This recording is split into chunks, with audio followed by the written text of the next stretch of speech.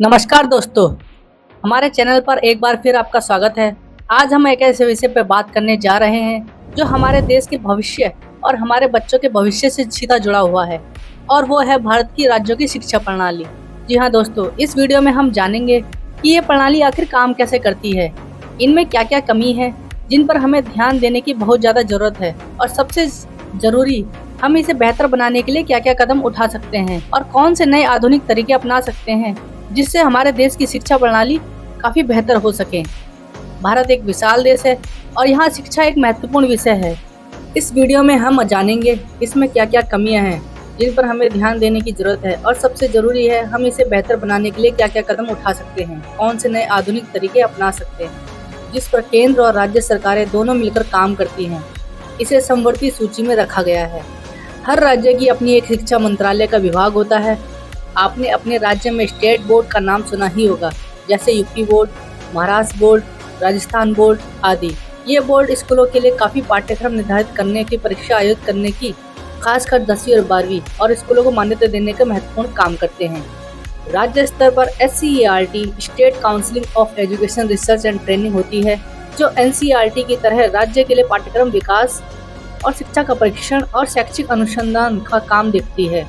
इसके अलावा जिला स्तर पर district institute of education and training शिक्षकों को सहायता प्रशिक्षण प्रदान करती है। स्कूल की बात करें तो सरकारी स्कूल सरकार से सहायता प्राप्त निजी स्कूल और पूरी तरह से निजी स्कूल होते हैं जो राज्यों के नियमों के तहत चलते हैं। वीडियो स्टार्ट करने से पहले कुछ इम्पोर्टेंट टॉपिक में मैं बात करना चाहता हूँ।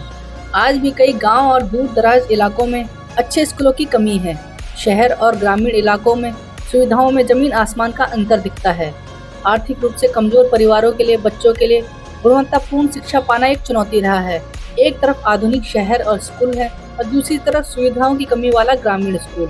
अब आप ही सोचिए कि इन दोनों की एजुकेशन में कितना फर्क आएगा, और जब ये बड़े होते हैं और मार्केट में आते हैं तो इनको एक ही रेस में दौड़ाया जाता है। तो ये कितना अनफेयर है दोस्तों। शिक्षा में गुणवत्ता अक्सर रटने रटाने पर ज्यादा जोर दिया जाता है, बजाय कि विषय को समझने और रचनात्मक सोच को विकसित करने के। शिक्षकों की कमी और उनके प्रति प्रशिक्षण का अभाव कक्षाओं के बच्चों में सबसे ज्यादा संख्या में देखी जाती है। एक बच्चा किताब के ढेर से परेशान है तो दूसरा बच्चा खुद प्रैक्टिस करते ही खुश है। अगला कारण है दोस्तों पुराना पाठ्यक्रम, परीक्षा प्रणाली। कई बार पुराने पाठ्यक्रम आज की जरूरतों के हिसाब से अपडेट नहीं हुआ है। परीक्षा प्रणाली भी ज्यादातर याददाश्त पर आधारित होती है, न कि बच्चे के वास्तविक समझ पर और कौशल पर। बुनियादी सुविधाओं का अभाव। कई सरकारी स्कूलों में आज भी अच्छे क्लासरूम, साफ पीने को पानी, शौचालय, लैब जैसी बुनियादी सुविधाएं की भारी कमी पाई जाती है। शिक्षकों के खाली पद और उनकी भर्ती में देरी और उन्हें समय समय पर उचित ट्रेनिंग न मिलना, यह भी हमारे देश के स्कूल की एक बहुत बड़ी समस्या है। स्कूल छोड़ने का दर। जी हाँ दोस्तों, खासकर माध्यमिक स्तर पर विशेषकर लड़कियां और गरीब समुदाय के बच्चे स्कूल छोड़ने की दर एक चिंताजनक है, जो 2019 से 2025 के मुकाबले 34.2% बढ़ चुका है। रोजगार परक शिक्षा की कमी। जी हाँ दोस्तों, स्कूल शिक्षा अक्सर बच्चों के वास्तविक दुनिया और नौकरी बाजार के लिए तैयार किया जाता है।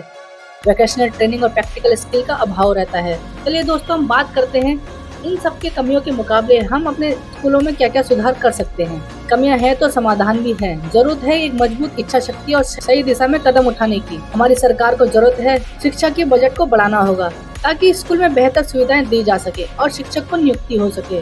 शिक्षक की भर्ती प्रक्रिया पारदर्शी समय में पूरा करना चाहिए और उन्हें बेहतरीन ट्रेनिंग देना चाहिए। उन्हें प्रोफेशनल डेवलपमेंट पर ध्यान देना बहुत जरूरी है।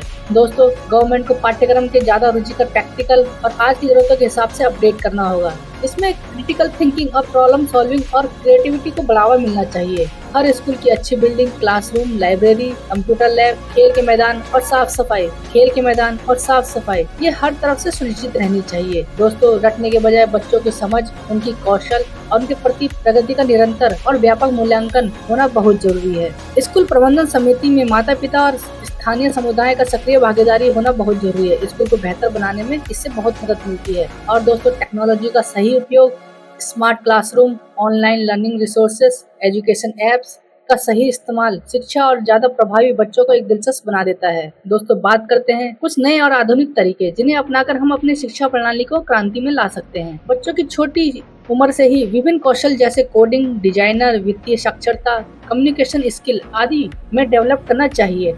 इंटर्नशिप और वोकेशनल ट्रेनिंग मुख्य धारा की शिक्षा का हिस्सा बनाना होगा। हर बच्चे को सीखने की गति का तरीका अलग होता है। टेक्नोलॉजी की मदद से हर बच्चे की मदद के लिए जरूरत के हिसाब से लर्निंग प्लान बना सकते हैं।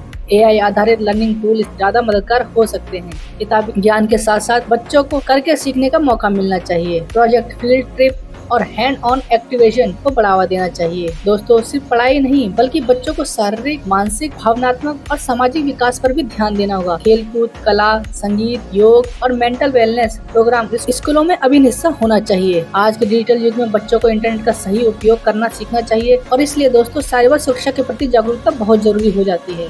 शुरुआती शिक्षा मातृभाषा में देने के साथ साथ बच्चों को अन्य भारतीय विदेशी भाषाओं में सीखने के लिए प्रोत्साहित करना चाहिए। मातृभाषा इसलिए दोस्तों क्योंकि कोई भी विद्यार्थी अपनी मातृभाषा में किसी भी टॉपिक को जल्दी ऑब्जर्व करता है और उसे सीखने में काफी आसानी होती है। बच्चों को अपनी रुचि के अनुसार विषय चुनने में आजादी मिलनी चाहिए। विभिन्न कोर्स के बीच क्रेडिट ट्रांसफर की सुविधा भी होनी चाहिए, जैसे कि नई शिक्षा नीति 2020 में भी सुझाया गया था। दोस्तों, भारत के राज्य शिक्षा प्रणाली को बेहतर बनाना एक सामूहिक जिम्मेदारी है। इससे सरकार और शिक्षक, माता पिता, हम सभी नागरिक को मिलकर प्रयास करना होगा। जब हम हर बच्चे के गुणवत्तापूर्ण भविष्य के लिए तैयार करने के लिए शिक्षा मिलेगी, तभी हमारा देश इन मायनों में प्रगति करेगा। दोस्तों, हर सिक्के के दो पहलू होते हैं। उन दो पहलुओं में से कुछ टॉपिक मैं आपके सामने रख रहा हूँ।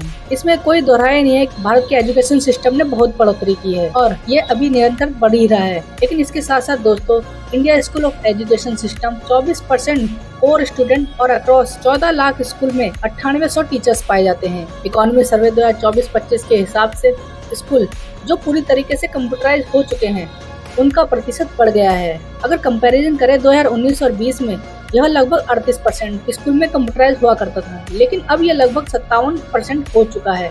कुछ स्कूल जो काफी फैसिलिटीज के साथ उपलब्ध हैं, 2024 इकोनॉमी सर्वे के हिसाब से percentage of school living internet facility भी बढ़ गई है। 2019-20 में जो लगभग 22% हुआ करता था, वो अब 23-24 में 53% हो चुका है। जी हाँ दोस्तों, school drop out rate have steadily of declined. तो दोस्तों, ड्रॉप आउट में बात करते हैं होता क्या है।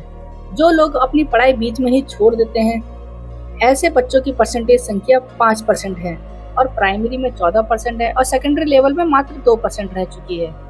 इसी के साथ साथ दोस्तों, हमें पता चला है इंटीग्रेशन ऑफ टेक्नोलॉजी जैसे आर्टिफिशियल इंटेलिजेंस का इंटीग्रेशन हमारे एजुकेशन सिस्टम में किया जाए और इस पर भी काम चल रहा है, क्योंकि चीजें बहुत तेजी से इवॉल्व हो रही है। एजुकेशन का डायनेमिक्स बदल रहे हैं और कहीं न कहीं हमारे देश में हमारी सरकार भी इन चीजों पे काम कर रही है। तो जैसा कि आपने देखा, एजुकेशन के इस सिक्के के पॉजिटिव पहलू बहुत सारे हैं। इन बातों पर सभी को गर्व होना चाहिए, लेकिन किसी भी सिक्के का एक पहलू नहीं होता है। हर कहानी में दो हिस्से जरूर होते हैं। तो अब चलते हैं कहानी के उस पहलू को जो अनअवेयरनेस और इन्वेंटरी एटीट्यूड को डालती है, जो हमें हमेशा अंधेरे में रखती है। और ये काम हमारा है कि ये टॉपिक हम आप तक जरूर पहुंचाएं। दोस्तों, ये सुनकर आपको हैरानी होगी कि हरियाणा में 18 स्कूलों में से 12वीं कक्षा में एक भी छात्र पास नहीं हुआ है। ये मजाक नहीं है, बल्कि हाल ही में HBSC 2025 के नतीजों के सामने एक चौंकाने वाली हकीकत आई है। एक दो नहीं, पूरे 18 स्कूलों में शून्य परिणाम मिले हैं। ऐसे स्कूलों की लिस्ट बनाई जाए तो काफी हैं। और आप ये जानते हैं, इसमें चौंकाने वाली बात यह है कि देश में 27,000 से ज्यादा सरकारी स्कूल बंद कर दिए गए हैं, क्योंकि इन स्कूलों में 50 से कम बच्चों के एडमिशन हुआ था। अगर हम बात करें उड़ीसा, आंध्र प्रदेश और बॉर्डर एरिया में आने वाले स्कूलों की, वहाँ हालात थोड़े और खराब हैं। आप सोचने पर मजबूर हो जाएंगे। गाँव वासियों में मंडिका, पटन, चंपापुर और संगड़िया गाँव स्कूलों में ताले लगा दिए हैं, जहां 1 से लेकर 5 तक पढ़ाई चल रही थी। कारण क्या था? टीचर रेगुलर स्कूल नहीं आते थे। इतनी सारी चीजों को जानने और समझने के बाद भी अगर हम अपने देश में एजुकेशन सिस्टम को वेस्टर्न नहीं उठाएंगे, स्टैंडर्ड नहीं उठाएंगे, तो शायद कहीं न कहीं हम अपने आने वाली जनरेशन का एक हल्की सी झलक देख सकते हैं। हमारा स्कूल स्तर का हालत रूरल इलाके में काफी टफ हो चुका है। आज हम सब के लिए हर मामले में एजुकेशन की बिल्कुल मैंडेटरी कॉन्सेप्ट नहीं रह गया है। आज के कुल पेरेंट्स को ऐसा लगने लग गया है, या हमारा बच्चा फुटबॉल खेलता है तो उसे उनमें एक स्टार दिखाई देने लगता है। वो यह सोचते हैं, आखिर सचिन तेंदुलकर जैसे खिलाड़ी भी तो 10वीं छोड़कर क्रिकेटर बन गए थे। The particular thought of actually very harmful of our society. जी हाँ दोस्तों, हर इंसान को ऐसा लगता है कि अपने बच्चे को अगर एक काफी पॉपुलैरिटी, टिकटॉक स्टार या इंस्टाग्राम रीलर बना देंगे तो पैसे तो आएंगे ही, बाकी सारी चीजें भी आती रहेंगी। आप सोच रहे होंगे ये सवाल क्यों कर रहे हैं? दोस्तों, आपको रिनेशन डाटा की तरफ लेके चलते हैं। रेनेशन होता क्या है, यानी पढ़ाई को कंटिन्यू कितने लोग करते हैं। जैसे कि आप प्राइमरी लेवल पर एडमिशन तो सब करा देते हैं, जहां बच्चा बड़ा हो गया है, स्कूल भेजते हैं और 1 से 5वीं तक की पढ़ाई कर लेता है। लगभग 85% लोग उसके बाद ही आगे पढ़ाई कर पाते हैं। तो दोस्तों, हमारे देश में ये हालत क्यों है? अन्य देशों में छोटे छोटे एजुकेशन सिस्टम बिल्कुल फ्री हो चुके हैं। तो ये दोस्तों कुछ महत्वपूर्ण टॉपिक थे जो मैंने अपने नजरिए से आपके सामने रखे। आपकी इस बारे में क्या राय है? आप क्या बदलाव देखना चाहते हैं? हमें नीचे कमेंट्स में जरूर बताएं। अगर आपके वीडियो को जानकारीपूर्ण लगा तो इसे लाइक करें और अपने दोस्तों और परिवार के साथ शेयर करें। और हाँ, हमारे चैनल को सब्सक्राइब करना ना भूलें ताकि ऐसे ही महत्वपूर्ण विषयों पर हमारी वीडियो देख सकें। धन्यवाद।